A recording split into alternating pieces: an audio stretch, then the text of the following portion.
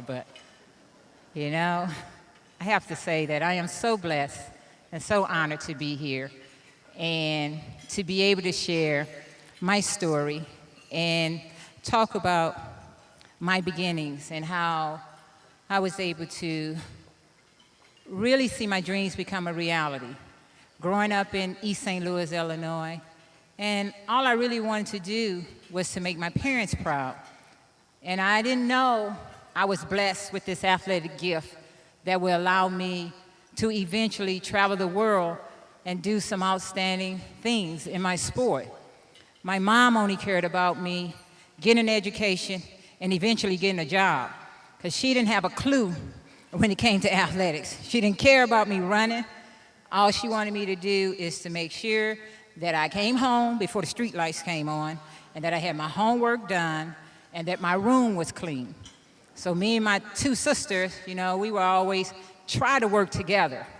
Me being the oldest girl, you know, I would have to sometimes give them a little bit of my lunch money, even though it might have only been 15 cents at the time. But if I gave them a nickel apiece, then one would clean my room, one would wash the dishes, and then I can go and be able to do my sports. So I tried to figure out a way how I was going to be able to do this. And I was very fortunate to be introduced to athletics through a community center. And it was people in that community center that really taught me a lot about volunteering, going into the library, being able to check out a book, being able to do a book report. And those individuals over there became a part of my extended family.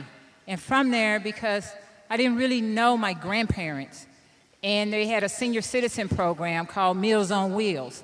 And a lot of times I would find myself in the arts and craft room working with the senior citizens. And they would always put their wisdom on me and be telling me different things. And I didn't quite understand what they were trying to relate to me at that time. But as I continued to develop and continue to grow, I felt that those individuals, those seniors, really were like my grandparents, almost like my parents, because I saw them every day when I went over to that center. And it was my mom who said to me that she doesn't know what I'm doing out on the athletic field. She wanted me to read the newspaper. I was like, really? Okay, I'm gonna read the newspaper. But not only did I have to read the newspaper, I had to tell her what I was reading.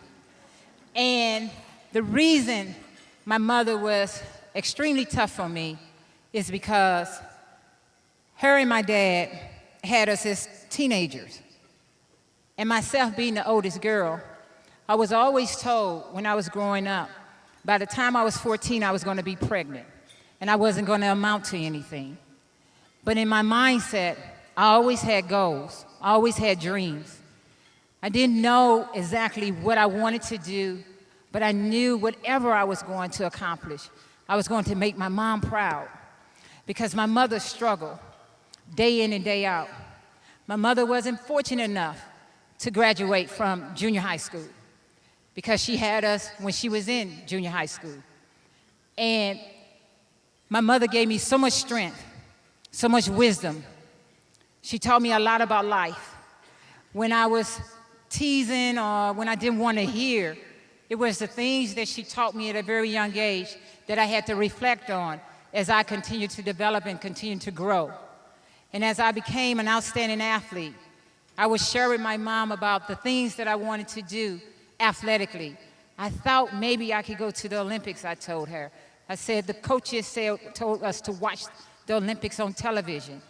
And I said that, I think, you know, one day I'm going to be able to do that because I want to be on TV. You know? I said, I think I can get on TV by going to the Olympics. And my mom was like, yeah, keep reading them books, keep working hard. You know, I don't want to hear that. But my coaches said that I had the potential, that I had to be willing to work hard. And in working hard, to me, I thought I was working hard. But then I realized that from my junior Olympic competitions that I wasn't one of the best girls. I was not one of the best. My first race, I finished last. And I said to myself that, wow, if I want to do this, I can't be finishing last. And so, you know, I said to myself that if I can improve a tenth of a second, if I'm running, or a half of an inch, if I'm jumping, then that meant that the work that I was doing was starting to pay off. So in doing that, I saw my times getting better. But then I realized that 1 through 3 stood on the podium. 4 through 8 was always on the grass. And I was always on the grass. And I got tired of looking up at the people on the podium. And I said, I want to get on the podium. So eventually I went from last place to 6th place, eventually 4th place, and then eventually when I tasted standing on that podium, it felt good to be in 3rd position. But wow, I said, no, 3rd is not good enough. I want to be on the top. And I started setting my sights on being on the top 3, because the top 3 would make any national team, any Olympic team, or any team that's going to represent the USA. So my senior year, I had an opportunity to go to the Olympic trials in Eugene, Oregon. And I didn't know what to expect. I was right out of high school, I was still in high school, and I was like, wow. I went to those Olympic trials, and I competed in the long jump, which is one of the events that I do, is that you hit the board, and I call it you jump into the sandbox. For those of you that's not familiar with it, that's the long jump. And I finished 8th. But what I remember about going to those Olympic trials was a man by the name of Brooks Johnson. He used to be the Stanford coach. And he came to me and he whispered in my ear that the Lord works in mysterious ways. And I didn't know him, and I didn't know why he said that to me. Like, thank you, sir. That's what I did, because I was taught to be respectful. And I told my high school coach, and he told me, you know who that is that just spoke to you? I said, no, I don't. He said, he's one of the greatest coaches in our sport. And I said, oh, I remember, because he called me because he was trying to recruit me to come to Stanford. And I really didn't even know a whole lot about the state of California. All I knew is that California was nice, beautiful, and warm, and he let me know Northern California get a little cooler than Southern California. I'm like, oh, okay. But I think I want to go to Southern California, where the warm weather is. But anyway, as I continue on my journey, and 4 years later, after receiving a scholarship to UCLA and having an opportunity to compete in different world championships, and my hopes was trying to make an Olympic team, and I had my first opportunity in 1984 to make my first Olympic team. And in making my first Olympic team, at our Olympic trials, I had set our national record. I was doing extremely well, and then all of a sudden, you know, with the Eastern Bloc countries boycotting the Summer Games because of what had happened in 1980, that I was picked to win the gold medal at these Olympic Games. So in 1984, after having a great Olympic trials, going into the Olympic Games, probably about 3 weeks, maybe 4 weeks out from the games, I ended up straining my hamstring muscle. At the time, I thought it was a pull muscle. And I had never been injured before. I could always ask my body to do what I wanted it to do, or respond in the way that I wanted it to respond. And as I'm working with my physical therapist and my coach, and they're all telling me everything is going to be okay, but in my heart and in my mind, I didn't believe it, because I wasn't used to looking down at my leg being black and blue when they're saying that it's okay, and the muscle is not a muscle in a place where a muscle shouldn't be because it's swollen. And I'm saying that, no, something is wrong. And they're saying, no, it's okay. It can't be okay. It's black and blue. You telling me it's okay? All they wanted me to do was focus on what I need to focus on. But being young and somewhat naive, I was so caught up into a pain that really wasn't there. And as I went to the Olympic Games, and at the start line of the 100-meter hurdles, the first event in the heptathlon, I went there anticipating a pain that would never come. As I blast out of the blocks, the first 3 hurdles, everything is going according to the plan. But in my mind, my leg is heavily bandaged. Something is wrong. And as I attack 4, 5, and 6 hurdle, still doing well. And as I come through 7, 8, 9, 10, cross the finish line, looking for a pain that wasn't there. My attitude continued on to go into the high jump, the second event. My left leg is the leg that's heavily bandaged. That's my takeoff leg in the high jump. And as I approach the high jump bar, I'm looking for that grabbing sensation. It's not there. Same attitude with the shot put. It weighs 4 kilos, about 9 pounds. I got to toss that with all my might. And as I'm trying to toss and as I'm trying to throw it, it's going, but I'm looking for a pain. It's not there. The last event on the first day, the 200 meters, as I approach the start blocks, and as I get into the blocks, I kick my legs out, I stretch them, I get in there, the gun goes off, I come around the curve, I'm running well, but I'm still searching and looking for a pain. That's not there. The next day, prior to the next day, my physical therapist, my coach, rub down, ice, we do everything, and I'm like, oh, probably should be ice in my brain because, something's not right.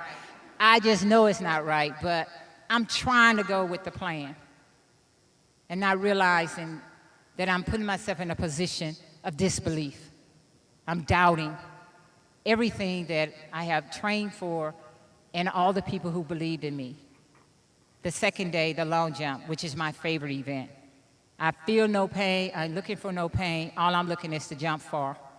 And as I approach the board, and I attack the board, and I come down the 8-inch board, I wear a size 10, red flag goes up, mean no mark because 2 inches or whatever over the board. I need another mark. Again, I come down, try to attack it, I hit the board, same results. Now I'm scrambling because I need to continue this competition to be in the hunt for any type of medal, is that I need to get a legal mark in. And so I make sure that I safely get a jump in. I end up jumping 2 feet behind the board. It's a legal mark, 20 feet, 8 something, and I'm devastated. And my coach at the time, who eventually became my husband later on, Bob Kersee, but he was the coach at the time. Personality hasn't changed. Hadn't changed then, hadn't changed now. Come leaping out the stadium. What are you doing? You need to focus. The heptathlon is the makeup of 7 events, not 1. I wasn't trying to hear that, because I'm over in the corner crying because it's my favorite event. Everything's supposed to go right now because this is the event that I want to do well in, I'm looking to do well in, but it didn't go according to the plan. So I throw the javelin, and as I'm getting ready to throw the javelin, which is not one of my, if you could tell in my voice, I don't really like the javelin, but I got to throw it in order to continue on. And as I glide across and I toss, throw, it goes, it lands, and it probably was a decent mark, but I'm still upset because of the long jump. And so I'm still in a great position to win the gold in the heptathlon. I know that now, but I didn't know that then. So, as they line us up for the last event, the 800 meters, 2 laps around. You think I don't like the javelin, so you can imagine how I feel about this 800 meters. My face says it all. My lips are dragging the track, It's like, my mind is like, what is going on? And I got to get up. I got to get ready. I got to attack this event. And as I'm lining up, the announcer is announcing that my brother, Al Joyner, had just won the gold medal in the triple jump. And I'm so happy for my brother. And I'm like, okay, you think that would boost me and give me some motivation? I thought it did, but as the gun goes off, I come around the first lap, and on the second lap, on the back stretch, my brother is still over there, and he's trying to cheer me on. He's pumping his arm. He's saying, come on, Jackie, come on. I was so exhausted, so tired. I wish I had a wig. I would have put it on him and asked him to exchange places because we look so much alike. But that wasn't going to happen. So as I come through the 600-meter mark and the 700 and then finish up, I knew in my heart that I hadn't won. I knew the young lady from Australia, Glennis Nunn, had won the gold. And as my brother ran over to me and we embraced one another, and I was crying. And he was saying, don't cry, Jackie, you still did good. I said, no, I'm not crying because of that. I'm crying because no one picked you to win. No one.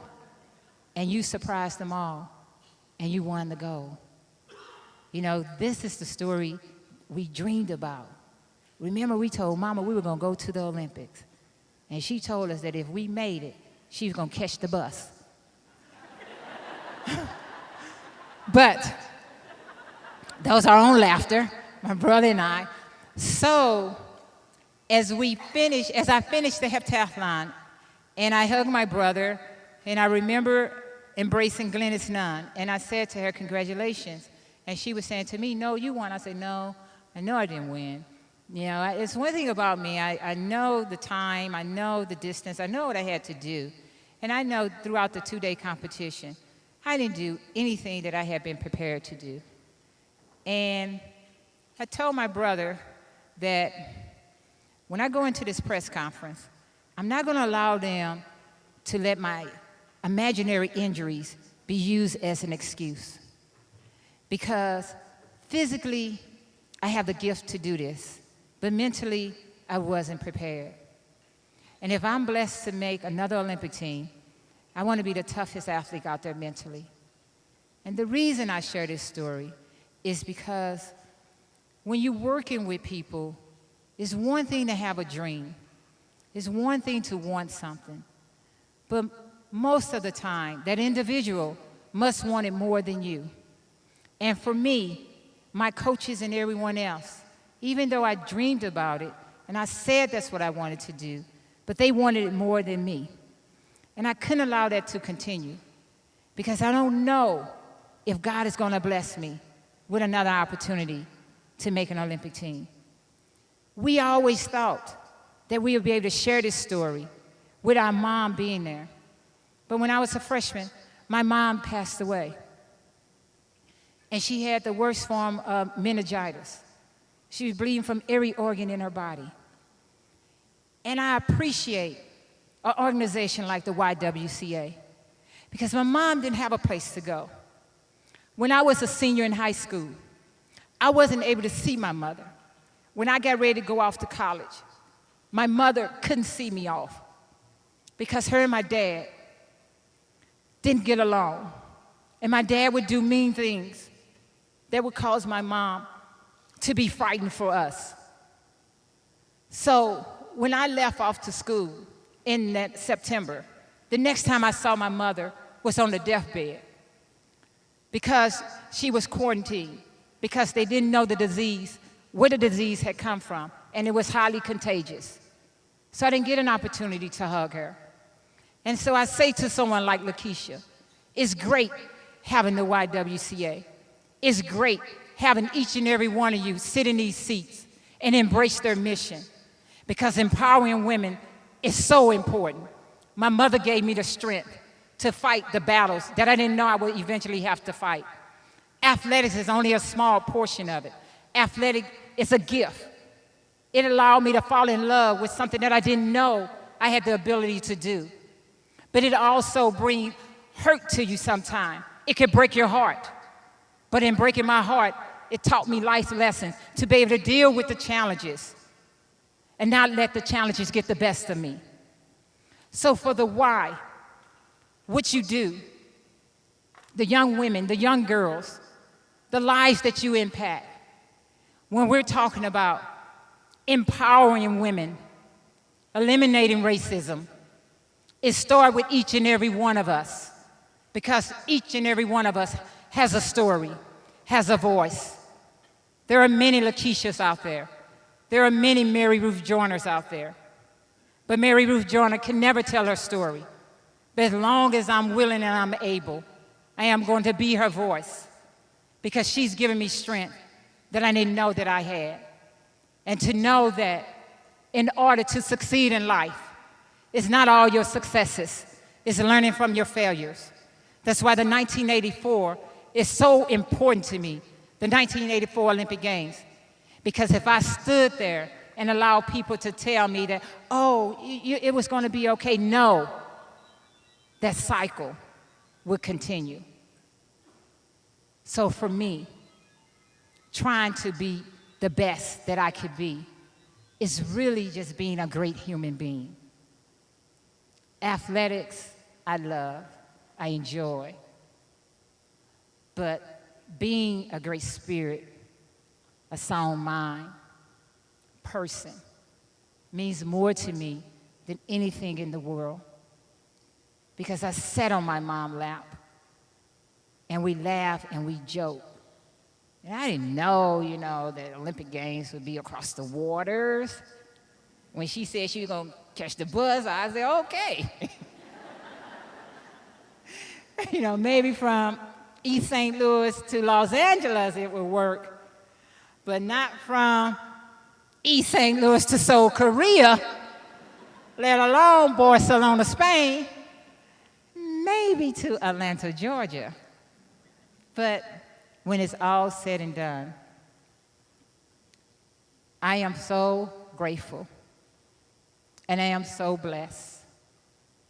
And it is amazing, because when I spoke with the people the other day about the YWCA, and about their mission, and about their work, and about their services, I didn't quite know that those services existed, because a lot of times, because of the color of our skin or because of who we are, they're not available.